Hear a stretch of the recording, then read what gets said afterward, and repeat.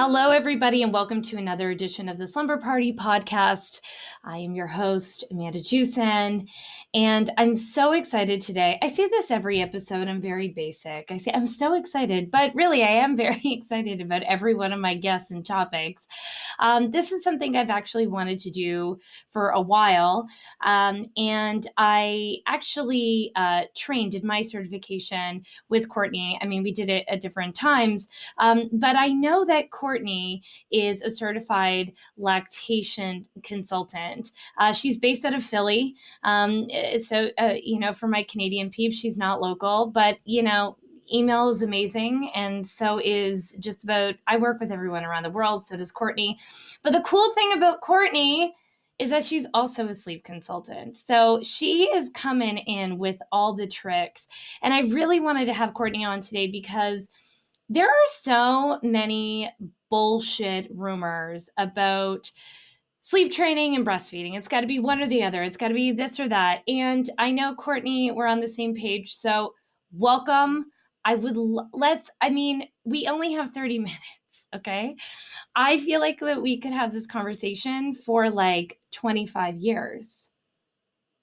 Yeah, for sure. Yeah. And I appreciate you having me on. So hello, and thank you for the opportunity. I love chatting about sleep, as do you. And, yes. I think to your point, the confusion, misconceptions, terrible, shitty advice you get in mom groups, there is some good advice. But, when you start to look at the whole picture of what this looks like, I think it is very much people have the perception that it's either or. You're either going to sleep well, or your kid's going to need to eat, and you're a monster if they don't. So. I always find, I don't know if you get this too, but like when someone is booking a call with me or, they're booked and they want to start sleeping, we should tell everyone, by the way, that Courtney is drinking kombucha, although it doesn't really matter. I'm just telling you because it is 12:30 in the afternoon. Yeah. But it is Friday. It is Friday, but it is. I drink watermelon kombucha out of a wine glass because I feel better about myself. I love it. I love it.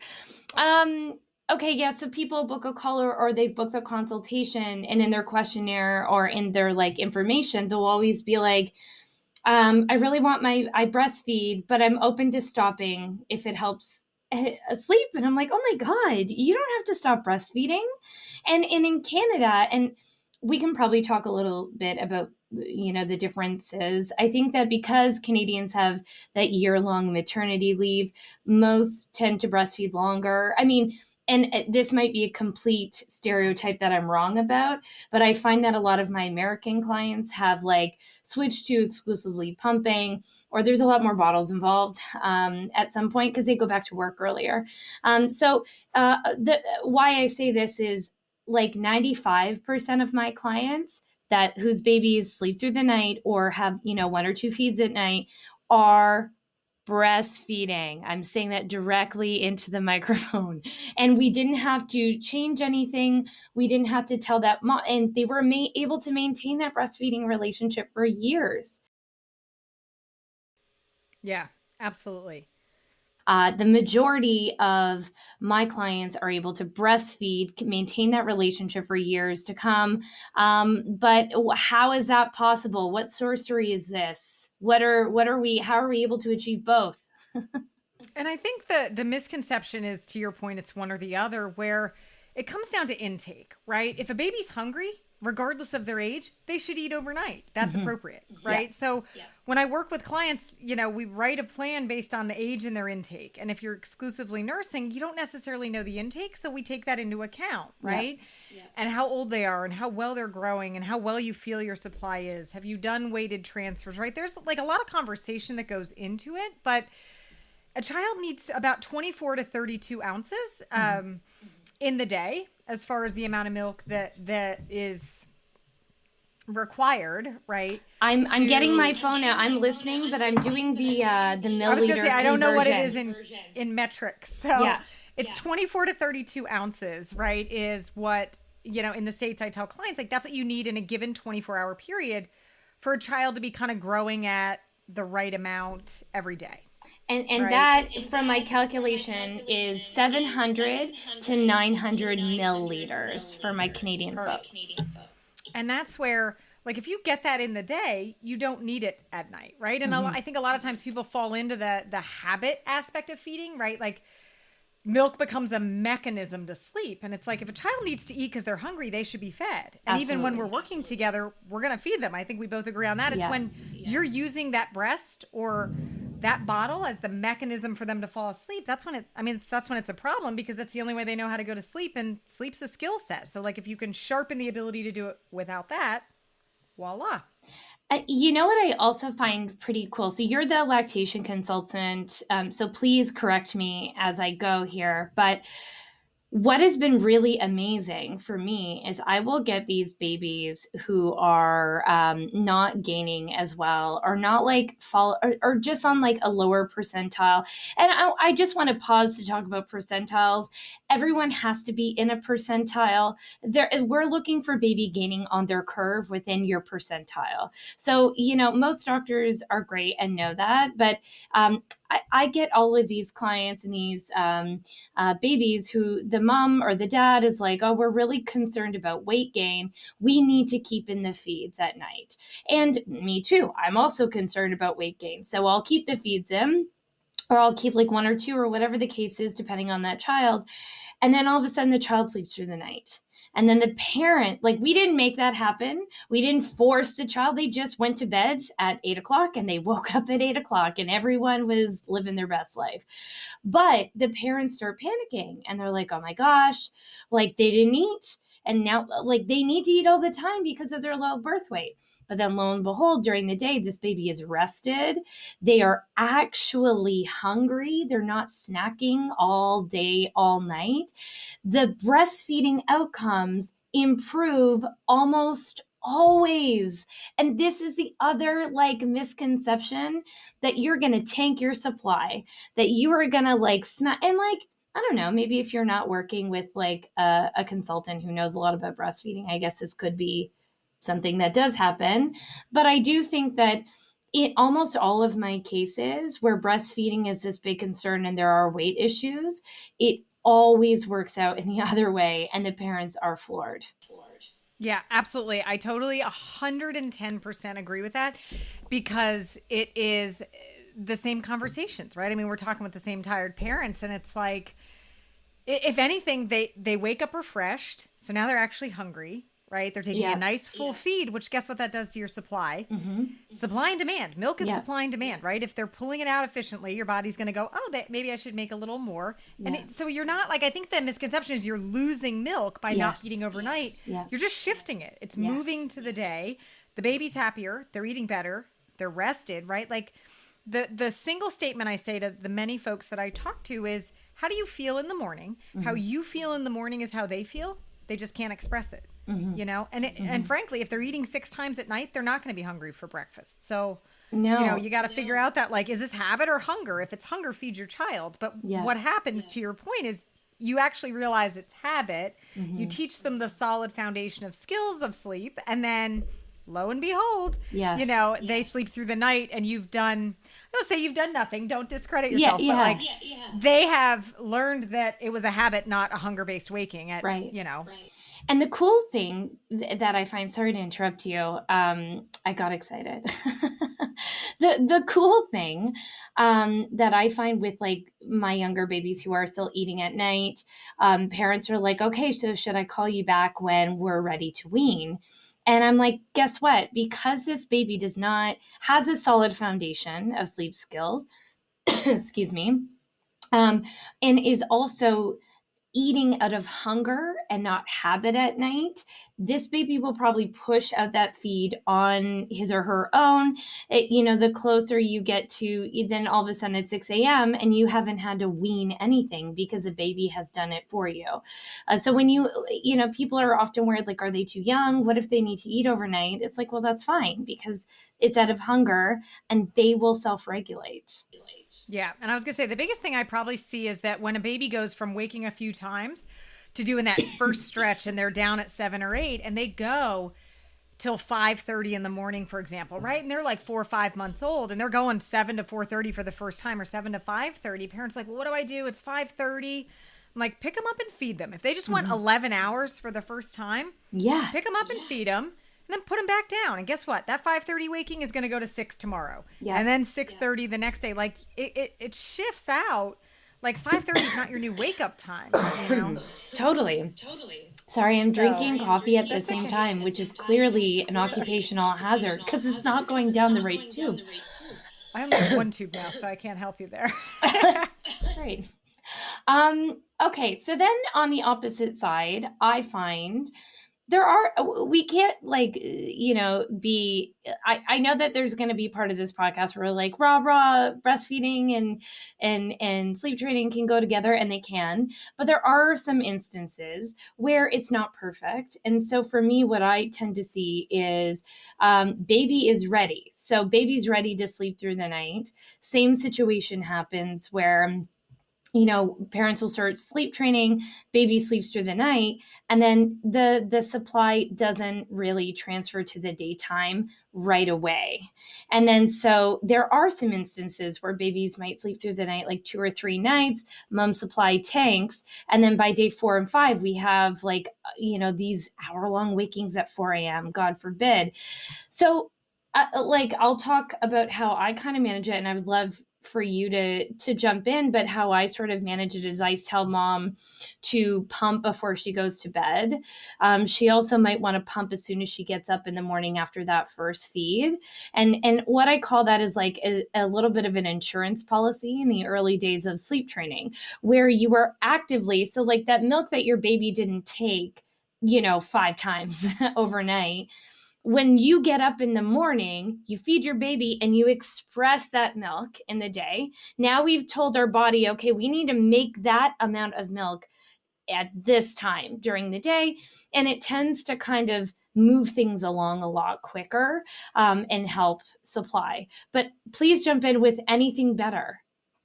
Yeah, what I actually do is I like the insurance policy kind of idea. What I'll do is if a client is exclusively breastfeeding, for sure, they're usually, especially if they've been feeding overnight, they're going to wake up engorged, right? Like your boobs are hard as a rock, you feel like hell, and you can't sleep. So even if baby's sleeping, a lot of times I'll tell mom, 1, wake up because it's uncomfortable and nobody wants to sleep with 2 rocks on their chest. But 2, you could quick for 5 minutes pump that milk out.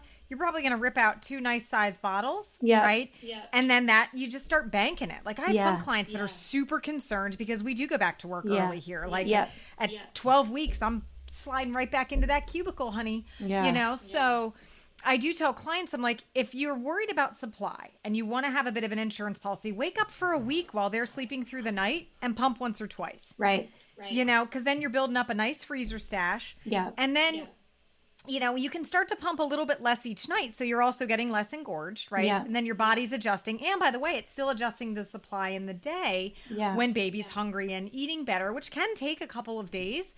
I also tell clients, if they can manage it during a nap, to do a power pump, right? So if at the same time every day, whether it's after they feed in the morning or at lunch when they're taking a nap and you're kind of sitting there for a few minutes, I used what were called freemies. It's probably one of my favorite breastfeeding products because they attach to every pump. They were like $50 or so, maybe a little more expensive now. That was a long time ago when I bought them, but you literally can pop them into a pump and just slide them right into your shirt. You're not cutting holes in sports bras and putting a million things on or sitting there with 2 like dongles.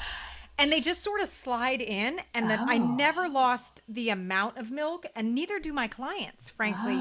So it's very easy to pump. You get the milk out and you can power pump 10 minutes on, 10 minutes off, 10 minutes on, 10 minutes off, 10 minutes on, 60 minutes. Yeah. And if you do it for 3 times a day, you're going to jumpstart the supply process again. Yeah. So between like the pumping with the freemies, which makes it convenient, like I think the whole Pennsylvania Turnpike at one point has seen my tits. Because I was like a super pumper everywhere. Me too. I did this too. Yeah. I drove 40 minutes to work, 40 minutes back with the power adapter that you can put into your that cigarette lighter thing. I was so terrified that a cop would pull me over for distracted driving and be like, "Look, I am not distracted. I promise. Like it's just doing its thing. I'm driving." Yeah. But that was like, so that's always what I do is I kind of say like, look, keep it in for a couple nights, slowly reduce the duration while at the same time the milk's moving. So you have the insurance policy. Yep. You know, I'm curious on your perspective with like bottles. I have a lot of clients that say like, hey, I am 100% nursing, but I need to start thinking about, I want to go out to get my nails done and I can't because my baby's relying on my breast. What bottle? They won't take any of them. I've tried this one and this one and this one and this one. You know, I just had a client the other day where I actually had them try the Nook sippy cup. The baby's about 7 months old, so a little bit older. And they moved straight to the Nook sippy cup for a bottle when the mom wasn't home because they just won't take a regular, like, you know, Dr. Brown's, the Num, the Mum, the Bomb. We've tried all these different bottles. And so I'm curious, like with your clients, if you've seen any better, I don't know, a bottle up there perhaps that works better that, you know, clients can look at. I feel like everybody here in the States has their sort of preference of the top few. And the biggest thing is like when baby rejects the bottle, it's hard, you know, but they're going to eat when they're hungry. That's the good news. Yeah. But sometimes getting to that point is, you know, hard. Painful.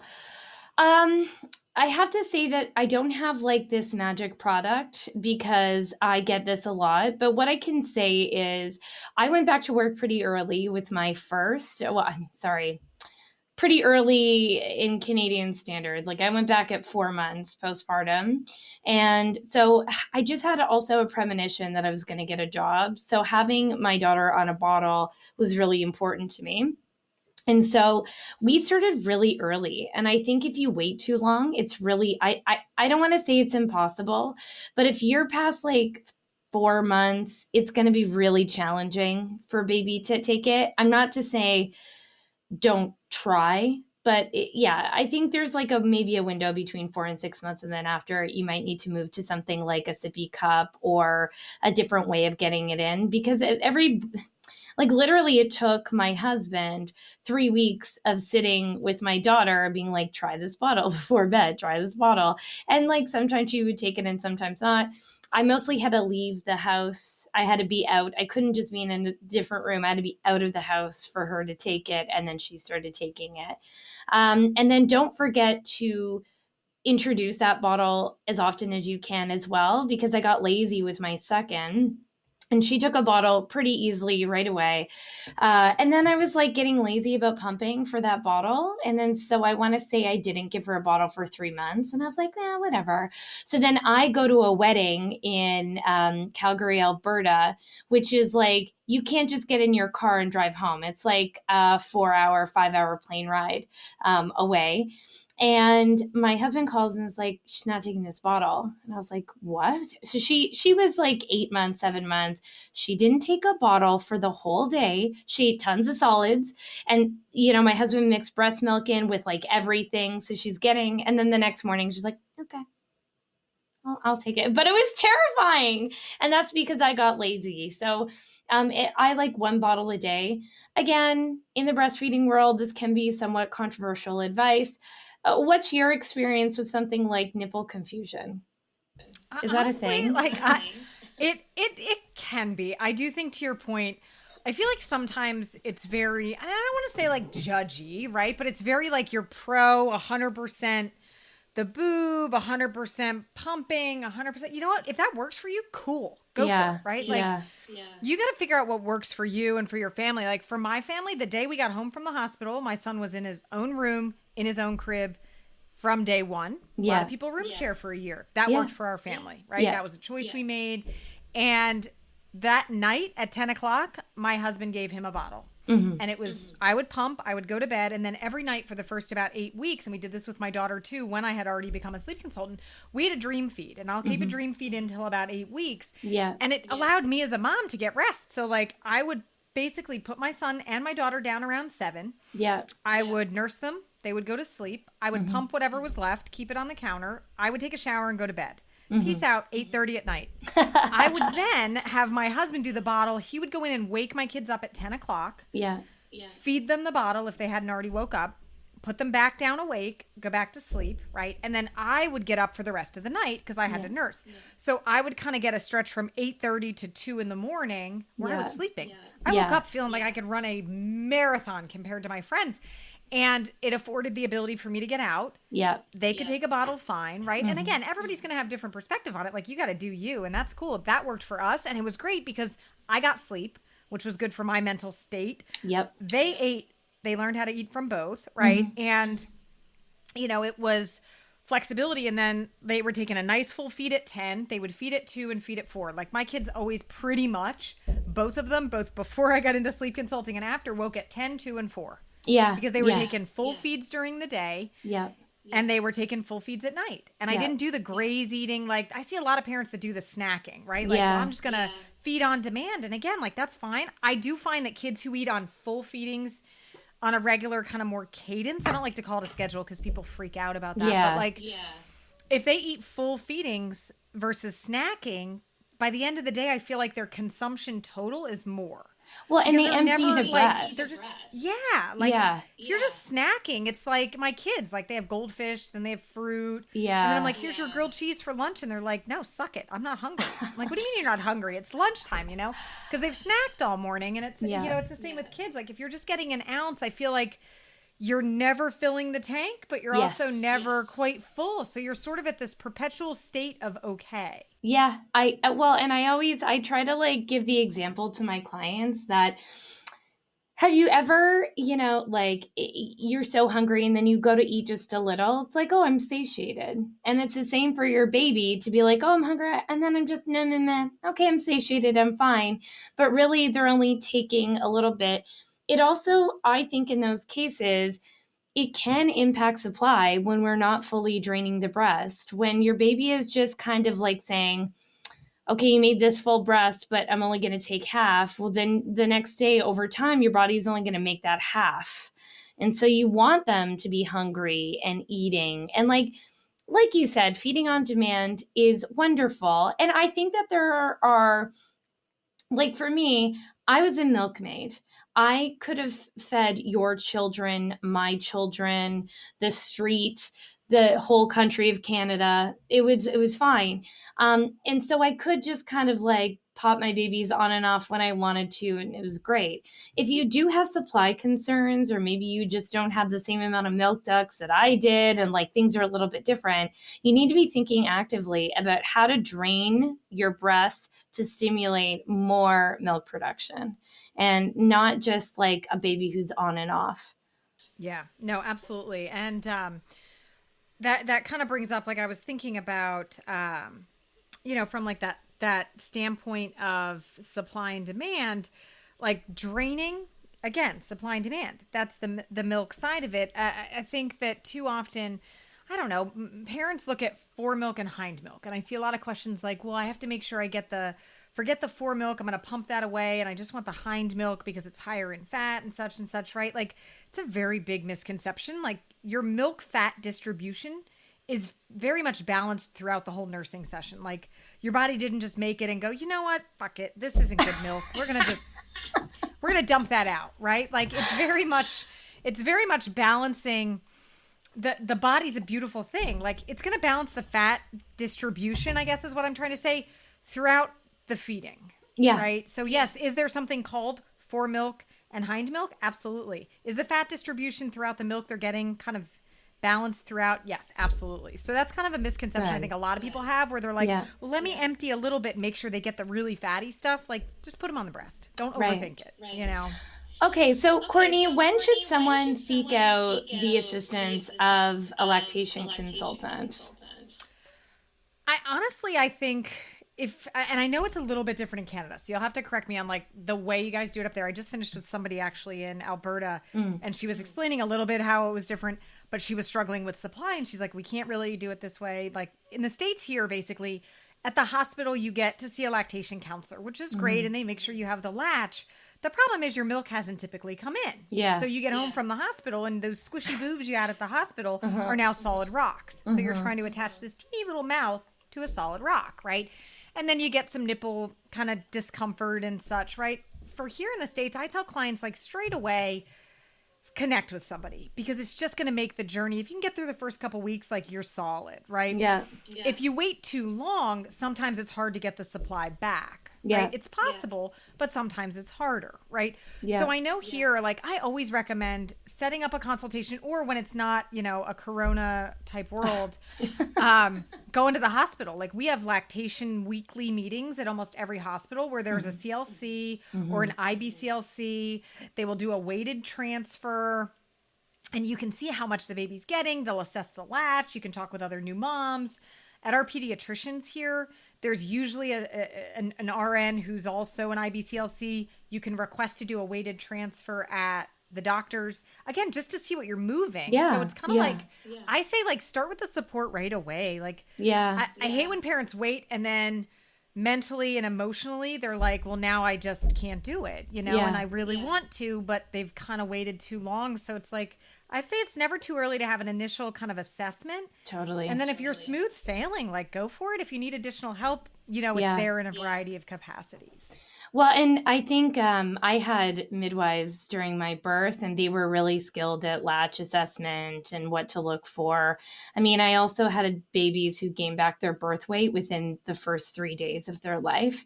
So no one talked to me about breastfeeding. They were like, just do whatever that is again and again. I was like, great. Yeah. But I think that midwives can be really helpful. But if you are intervene early. And if you're, often what I hear, this is a really good argument, and I'm sure you'd agree with it. Like when I am feeling very high on my horse about like, breast is best, fed is best, blah, blah, blah. Like I personally do not have any feelings about how you feed your baby as long as you feed your baby. And then there are, on the opposite side, like there's a lot of like shame and guilt and like, like judgment from like healthcare professionals about, you have to breastfeed, you have to. And I hate that. But then when I hear from people in the industry, it's like, there's a lot of shit advice from healthcare practitioners and the everyday average Joe. And so if we could just support our parents better, and if the parent left that breastfeeding relationship knowing I had great support, this is what I did, it would probably be better. I agree with that too. So if you're not feeling in line with your healthcare professional or the person who's like assisting you, keep asking for help. And then if you don't want to breastfeed anymore, also just don't breastfeed anymore. Well, and I wanted to mention too, I was just looking her up quick. That's why I was looking down. So my girlfriend, who was actually a sleep client of mine initially with her son, we became good friends. With her second, she became an exclusively pumping mom. So she basically kind of skipped the whole breastfeeding journey and as far as the breast, and went straight to the pump, exclusive pumping, right? Which is another big thing for a lot of parents. And her name is Sandy J. Green on Instagram with a couple periods in there. But she does exclusive pumping information. And I'll tell you, like, if there's anybody that's struggling with like, I like breastfeeding, but it just, I'm not having success with the breast and the latch and the tongue tie and all this other stuff, right? Like my daughter had tongue tie. That sucks. It's hard. I did it. And so it's like trying to work through that. Like you're pumping the milk out. The freebies were great, right? She does exclusively pumping. So I just wanted to put that out there because I love that. She's really good, but like her posts are great to follow. So, I always like to share friends that do good shit that I like, not just I love to be that. like, hey, I love that. this person, but she's really good, good. Just for something different, right? Like everybody's journey is different. Like I am so not about the mom shaming, and I see it in Facebook groups and I immediately am like, delete, like I can't, the negativity, like I can't with this, man. Exactly. It's already hard enough. You just had a baby. Just do what makes life easier because it's just hard having the baby. Okay. So, Courtney, where can people find you if they're like, oh, I like Courtney, I want to work with her. I don't like Amanda, you're great, but how can people find you? Well, if Amanda is booked and you can't talk to her, you can find me over on Tiny Transitions. Sleep Coach is my Instagram handle, or just tinytransitions.com is my website. It's myself, and I've got 12 consultants here in the country, in the States that work with families. I've got folks all over the world as well that we work with. That's the cool part about our job is we can do it with anyone from anywhere. So I'd love to chat and learn more about the struggles. Amazing. The struggle is real, man. You are the best. Thank you so much for doing this. I've wanted to do this for so long. I feel like I have the same feeling as I had, like, you know, when you just had a really good cry and you're like, oh, it's off my chest. Like, that's how I feel. On Well, that have a little note, wine, get yourself a massage. Enjoy yeah, the weekend. If anyone who is watching on YouTube, this is an indent from my mask when I had a massage because I pulled my neck. And if you're wondering if something bad happened to me, no, something really good happened to me. I had a massage. Anyway, have a great one, everyone. Thank you for joining us. You can find me at babiesbestsleep.com. Send me an email. Tell me what you think. And like, subscribe, comment, review. I know that takes time and energy, but it's a huge, huge boost on our end. Thanks, everyone. Have a good one. All right. Bye. Bye.